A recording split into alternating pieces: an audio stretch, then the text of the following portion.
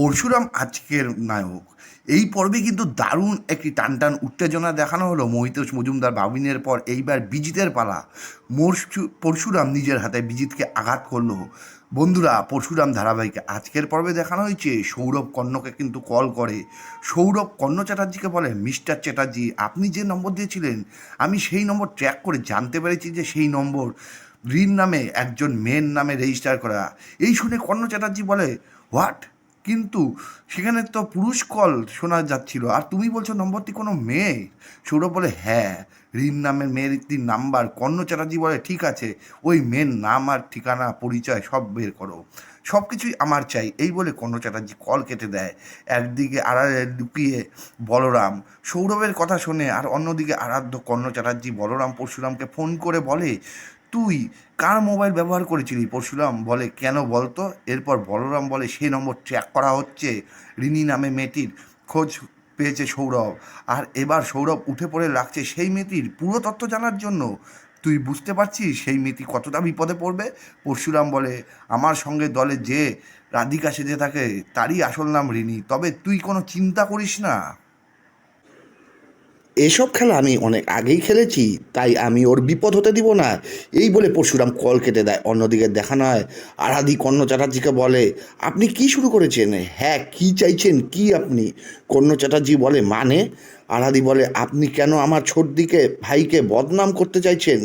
কেন সমাজে তাকে চরিত্রহীনা প্রমাণ করতে চাইছেন? কী উদ্দেশ্য আপনার? কর্ণ চ্যাটার্জি বলে, কারণ এই টটিনি একদিন আমাকে আর আমার ছেলেকে বদনাম করেছিল, আমাদেরকে জেলে দিয়েছিল। আমার সন্তান কাবিরকে কিনা তার স্বামী তাকে অপমান করেছে, তাকে বদনাম করেছে, তাকে জেলে দিয়েছে, আর সেই বদলা নিতেই আমি এখন টটিনি গাঙ্গুলির সাথে একই কাজ করব। আরাধি বলে, টটিনি যা করেছে ঠিকই করেছিল। আপনি, আপনার ছেলে, আপনারা সবাই ক্রিমিনাল মাইন্ডেড অপরাধী ছিলেন, আর আপনাদের জেল হলে আরও বেশি ভালো হতো। আরাধার কথা শুনে কর্ণ চ্যাটার্জি খুব রেগে যায়। কর্ণ চ্যাটার্জি আরাধাকে চড় মারতে হাত তোলে, তখনই ক্যাভের এসে বলে, ড্যাডি প্লিজ আমার স্ত্রীর সাথে এমন ব্যবহার করো না। কর্ণ বলে, অবশ্যই করব। তুমি জানো না তোমার স্ত্রী কী বলছে? ও বলছে তোমার জেল হলে ভালো হতো। আমার জেল হলে ভালো হতো? কবির তখন আরাধ্যাকে বলে, আরাধ্যা, তুমি আমার ড্যাডিকে এসব কেন কথা বলছো? আরাধ্যা বলে, হ্যাঁ আমি বলছি, ন্যায্য কথা বলছি। কবির, আমি তখন তোমাকে ভালোবাসা মোহে অন্ধ ছিলাম, তোমাকে ভালোবেসে আমি ন্যায় অন্যায় বোধ হারিয়েছিলাম। তুমি আমার ছোট্টি ভাইয়ের ছেলেকে কিডন্যাপ করেছিলে, তুমি অন্যায় করেছিলে, অপরাধ করেছিলে, তাই আমার ছোট্টি ভাই তোমার শাস্তি দিয়েছিল। তোমরা আরও কঠিন শাস্তি হওয়া উচিত ছিল।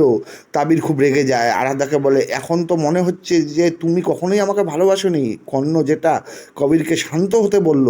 আরাধ্যা বলে, তুমি যদি তোমার সেটা মনে হয়, তোমার কিছুই করার নাই, তবে তুমি আর তোমার ড্যাডি যেটা করছো অন্যায় করছো। তুমি একজন ক্রিমিনাল মাইন্ডেড, তোমার ড্যাডির মত হয়েছ কবির। তুমি কখনোই সৎপথে আসতে পারবে না, কোনো দিনই আসতে পারবে না।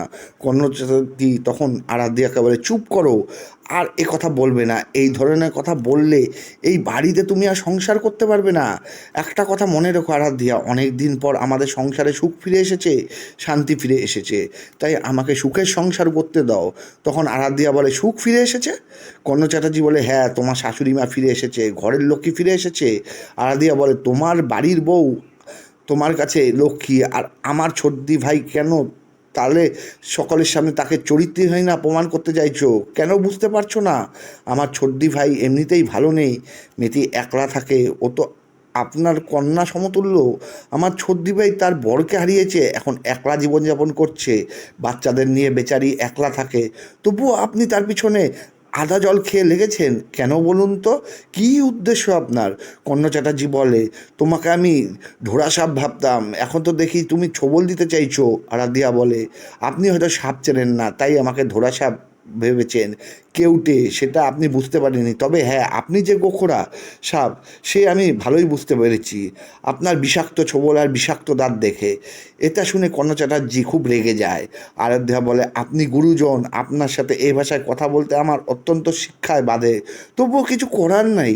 আর হ্যাঁ, আপনি যে বলেছেন না সুখের সংসার, আপনার কথাগুলো আপনাকে বিদ্রুপ করছে না তো? কর্ণ চ্যাটার্জি বলে, মানে?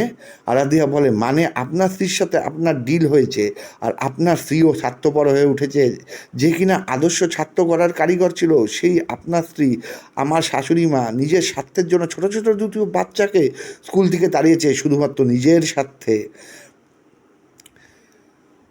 এর জন্য আপনি বলেছেন যদি লাট্টু পিকুকে টিসি দিয়ে স্কুল থেকে বের করে দেয় তবে আপনি তাকে ঘরে তুলবেন। তাই করেছেন আপনি। তবে একটা কথা মনে রেখেন, সুখী হওয়া এত সহজ নয়, তাই সংসারে কখনো সুখের অভাব হয় না, কারণ এই সংসারে পাপে ভরে গেছে। কর্ণ চ্যাটার্জি বলে, চুপ করো তুমি, অবশ্যই এই সংসারে সুখ আসবে। আমি কর্ণ চ্যাটার্জি টাকা দিয়ে সুখ কিনে নেব। ওই পরশুরাম, ওই তটিনী গাঙ্গুলিদের ঘরেই শুধু সুখ থাকবে না, সুখ আমার সংসারে থাকবে।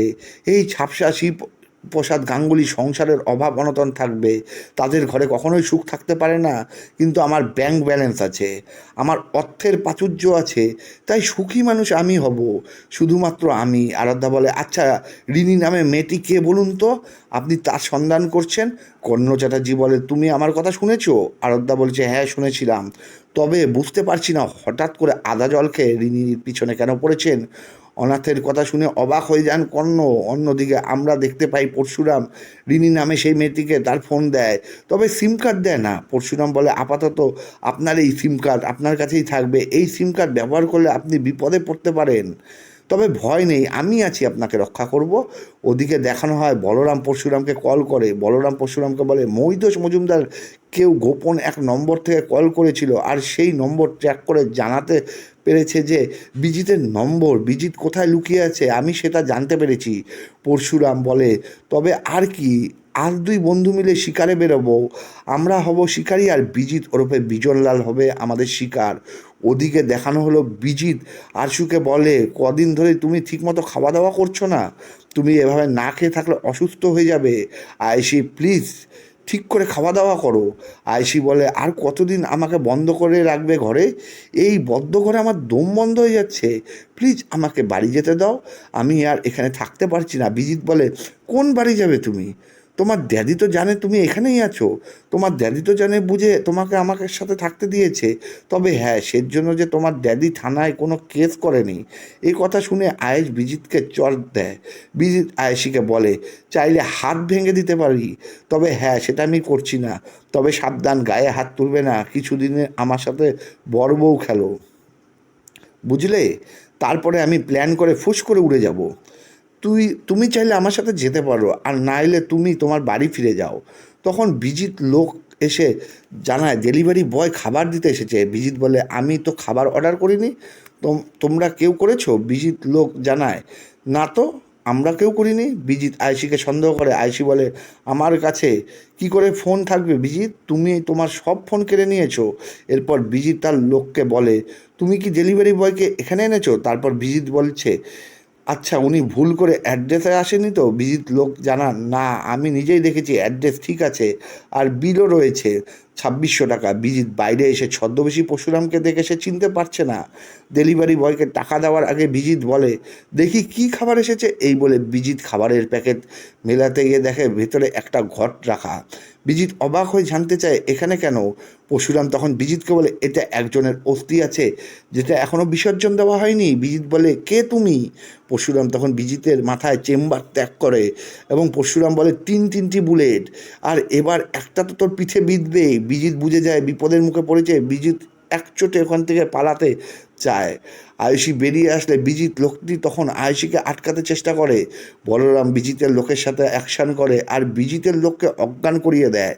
একদিকে পরশুরাম বিজিতকে তাড়া করে, অন্যদিকে সুযোগ পেয়ে আয়ুষী বিজিতের ডেরা থেকে পালিয়ে এসে এরপর পরশুরাম বিজিতের পিঠে চেম্বার চালিয়ে দেয়, আর বিজিত ওখানেই জ্ঞান হারিয়ে যায়। আর পরশুরাম বলরামকে বলে, কেয়ারফুলি ওকে এখান থেকে নিয়ে যা, আমি এখন চেম্বার চালিয়েছি, প্রাণে বেঁচে থাকবে, তবে হ্যাঁ ওকে বাঁচিয়ে রাখবি, ওর হিসাব নিকেশ এখনও বাকি। এই বলে পরশুরাম ওখান থেকে যেতে চাইলে আয়েশি পরশুরামের মুখোমুখি দাঁড়ায়। আয়েশি পরশুরামকে বলে, কে আপনি?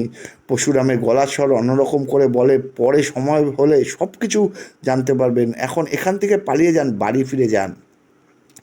এই বলে পরশুরাম ওখান থেকে চলে যায় আর আয়েশি পাল্লাতে থাকে, ছুটতে থাকে। বলরাম পেছন থেকে বলে, পালিয়ে যান যতটা তাড়াতাড়ি সম্ভব, বিজিতের কাছ থেকে অনেক দূরে চলে যান, এইবার বিজিতের খেলা শেষ করবে। পরশুরাম তো বন্ধুরা বুঝতে পেরেছে, জমে উঠেছে। পরশুরাম ধারাবাহিকে এতদিনের অত্যাচার অন্যায় সহ্য করেছিল, পরশুরাম এবার শাস্তি দিচ্ছে শত্রুদের। এবারে কি তাহলে দেবের পালা? কি হতে চলছে পরশুরাম ধারাবাহিকের আগামী পর্বে?